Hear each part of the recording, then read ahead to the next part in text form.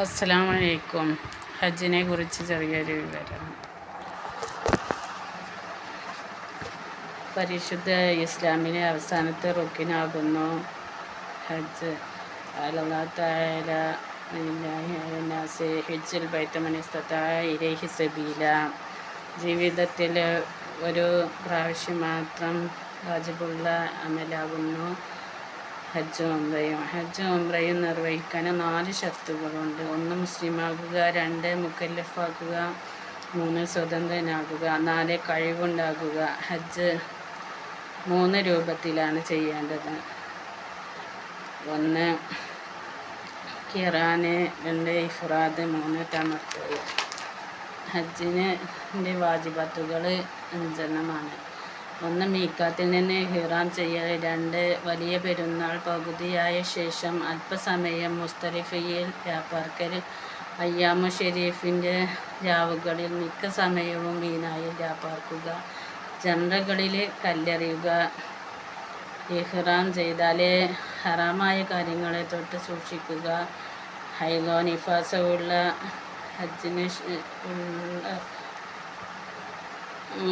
ഹജ്ജിന് ശേഷം മീഖാത്തിൽ നിന്ന് പോകാൻ ഉദ്ദേശിക്കാത്തവനും മക്കക്കാർക്കും അല്ലാത്തവർക്കും വിദാഇൻ്റെ തവാഫ് നിർബന്ധമാണ്.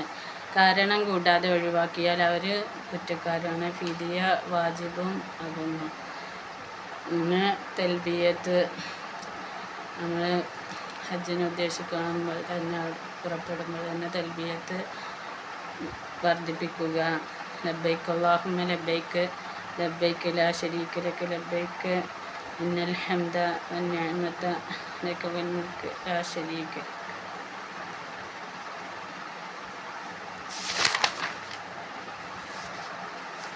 ഹജ്ജിന് ഇഹ്റാം ചെയ്യൽ നിശ്ചിത സ്ഥലവും സമയവും ഉണ്ട്. ഉംറയ്ക്ക് ഇഹ്റാമിന് നിശ്ചിത സമയങ്ങളിൽ എല്ലായ്പ്പോഴും ഉംറ നമുക്ക് നിർവഹിക്കാം. സഅയ് തവാഫും നമുക്ക് സഫായിന് തവാഫും ചില ഷർത്തുകളും സുന്നത്തുകളും ഉണ്ട്. ഹജ്ജിന് ഉംറയും അല്ലാത്തതിൽ നിന്ന് ഹജ്ജിന് ഉംറ അല്ലാത്തതിനൊക്കെ നമ്മൾ വേറെ നിയ്യത്ത് ചെയ്തുകൊണ്ട് ചെയ്യണം.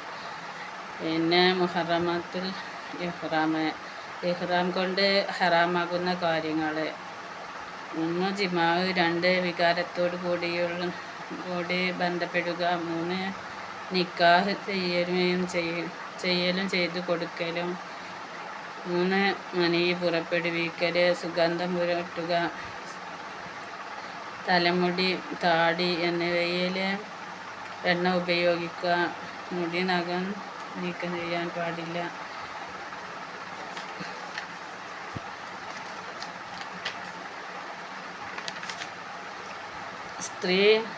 സ്ത്രീകൾക്ക് ഹജ്ജിൻ്റെ സമയത്ത് ഹജ്ജ് നിർബന്ധമാണ്. 2 ഷർത്തുകൾ അവർക്കുണ്ട്.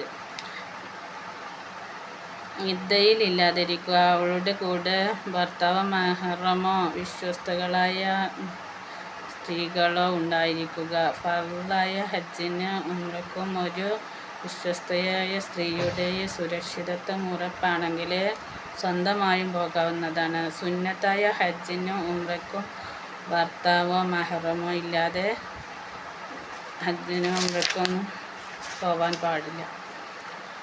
ഒരാൾ ഹജ്ജിന് പുറപ്പെടുമ്പോൾ മനസ്സ് ശുദ്ധമാക്കുക, എല്ലാ വേണ്ട സാധനങ്ങളും കയ്യിൽ കരുതുക. നമ്മളെ സഹായിക്കാൻ അവരുടെ ഗവൺമെൻറ് വഴിയൊക്കെ ആണെങ്കിൽ വളണ്ടിയേഴ്സൊക്കെ ഉണ്ടാവും. അതുപോലെ വല്ല രോഗങ്ങളും ഉണ്ടെങ്കിൽ അതിൻ്റെ ലിസ്റ്റും സാധനങ്ങളും ഒക്കെ കയ്യിൽ കരുതണം. അവിടെ അതേപോലെ നമ്മളെ ശുശ്രൂഷിക്കാനൊക്കെ ആളുകളുണ്ടായിരിക്കും. പിന്നെ നമ്മൾ ഹജ്ജിന് ഗവൺമെൻറ്റിൽ പോവുകയാണെന്നുണ്ടെങ്കിൽ കുറച്ച് അതിൻ്റെ സാധനങ്ങളെല്ലാം വസ്ത്രങ്ങളും ഭക്ഷണ സാധനങ്ങളും എല്ലാം കയ്യിൽ കരുതണം. അതുപോലെ എല്ലാവരോടും പൊരുത്തപ്പെടുവിക്കുകയും ചെയ്യണം. ആരോടും ഒരു ദേഷ്യം ഉണ്ടാവില്ല. ഇവിടുന്ന് നമ്മൾ പറഞ്ഞത് എല്ലാം ഇവിടുന്ന് തന്നെ നമ്മൾ പൊരുത്തപ്പെടുവിച്ച് പോകണം. അതായത് നമ്മുടെ ഹജ്ജ് സ്വീകാര്യയോഗ്യമാകുകയുള്ളൂ. പിന്നെ ഹജ്ജിന് നമ്മൾ ഇവിടുന്ന് പുറപ്പെട്ടിട്ടുണ്ടെങ്കിൽ കരിപ്പൂരിലൊക്കെ ഗവൺമെൻറ് വഴിയാണെങ്കിൽ നല്ല സൗകര്യങ്ങളുണ്ടായിരിക്കും. അതുപോലെ അവിടെ നല്ല സ്വീകരണങ്ങളുണ്ടാവും. പിന്നെ നമ്മൾ എയർപോർട്ടിൽ നിന്ന് കയറി നമ്മൾ മീക്കാത്തിലെത്തുമ്പോൾ വിമാനത്തിൽ നിന്ന് തന്നെ ഉംറയ്ക്കുള്ള ഇഹ്റാം കിട്ടും. ഇഹ്റാം കെട്ടിങ്ങാണ്ടാണ് പോവുക. അങ്ങനെ അവിടെ ചെന്നുങ്ങാണ്ട് നമ്മൾ ഇറങ്ങി ജിദ്ദയിൽ നിന്ന് എത്തിയാൽ നമ്മൾ ഉംറയ്ക്ക് പോകും. അവിടുന്ന് നമ്മൾ ഉംറ കഴിഞ്ഞാണ്ട് നമ്മൾ റൂമിലേക്ക് തന്നെ വരും. അങ്ങനെ കുറച്ച് ദിവസം കഴിഞ്ഞ് അവിടെ നമുക്ക് ഭക്ഷണവും സാധനങ്ങളൊക്കെ നമ്മൾ പാകം ചെയ്യേണ്ടി വരും. 10 ദിവസം എത്ര ദിവസം നിൽക്കണമെന്നുണ്ടെങ്കിൽ അന്ന് നമ്മൾ പാകം ചെയ്യേണ്ടി വരും. റൂമും കിച്ചണൊക്കെ അവിടെ ഉണ്ടായിരിക്കും. അതെല്ലാം നമ്മൾ ചെയ്ത് അതിനനുസരിച്ച് വാഹനങ്ങളവിടെ സജ്ജമായിരിക്കും. അതിൽ പോവുക വരിക അങ്ങനെയൊക്കെ സൗകര്യങ്ങൾ. പിന്നെ നമ്മൾ മീനായിക്ക് നമ്മൾ പോകും. അവിടുന്ന് ഹജ്ജാകുമ്പോൾ മീനായിക്ക് പോയിങ്ങാണ്ട് മീനായിൽ നിന്ന് മുസ്തലിഫിന്ന് മീനായിൽ നിന്ന് അറഫയിലേക്ക് ആദ്യം പോകും. അറഫ കഴിഞ്ഞിട്ടാണ് മുസ്തലിഫിലേക്ക് പോകുക. മുസ്തലിഫയിൽ പോയിങ്ങാണ്ട് അവിടുന്ന് കുറച്ച് സമയം നമ്മൾ അവിടെ മുസ്തലിഫയിൽ കിടക്കും. കുറച്ച് സമയം കിടക്കും. കല്ല് പെറുക്കിയാണ്ട് നമ്മൾ പോരും. അവിടുന്ന് പോന്നതിന് ശേഷം നമ്മൾ പിന്നെ ആദ്യം നമുക്ക് ജംറയ്ക്ക് കല്ലേറിയാണ് വേണ്ടത്. ആ കല്ലേറി കഴിഞ്ഞാണ്ട് അതിന് ശേഷമാണ് നമ്മൾ സഅയും തവാഫൊക്കെ ഹജ്ജിനുള്ളത് ചെയ്യുന്ന. അങ്ങനെ ചെയ്തുകൊണ്ട് അന്ന് നേരെ മീനായിൽ തന്നെ വന്ന് തമ്പിക്ക് തന്നെ വരണം. അത് തമ്പിൽ വന്നതിന് ശേഷം പിന്നെ നമുക്ക് 2 ദിവസം ജംറകളിൽ കല്ലേറുണ്ട്. ആ കല്ലേറും കൂടെ കഴിഞ്ഞാൽ ഹജ്ജ് പൂർത്തിയായി. ആദ്യത്തെ ജംറയിൽ കല്ലേറിഞ്ഞിട്ടുണ്ടെങ്കിൽ നമുക്ക് കുറച്ച് ഹജ്ജിൻ്റെ ഭാഗങ്ങൾ കഴിഞ്ഞ് പിന്നെ നമ്മൾ ഈ സഅയും തവാഫോട് കൂടിയാണ് നമുക്ക് പിന്നെ ഹജ്ജ് പൂർത്തിയാകുന്നത്. അതിൻ്റെ തലമുടി നമ്മൾ നമുക്ക് 3 പെണ്ണുങ്ങൾക്ക് 3 കുറച്ച് മുടി മുറിച്ചാൽ മതി. പിന്നെ തലെല്ലാം ആകും.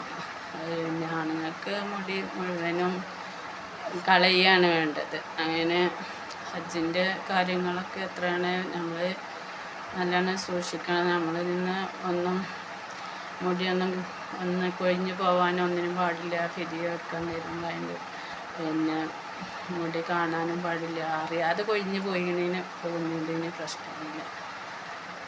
ഇത്രയും കാര്യങ്ങൾ എല്ലാം നമ്മൾ ശ്രദ്ധിക്കണം. നമ്മൾ എല്ലാവരോടും വിട്ടുവീഴ്ച ചെയ്യണം. അങ്ങനെ നമ്മൾ ചെയ്യുന്ന ഹജ്ജ് മബ്രൂറുമാക്കി അല്ലാഹു തരട്ടെ.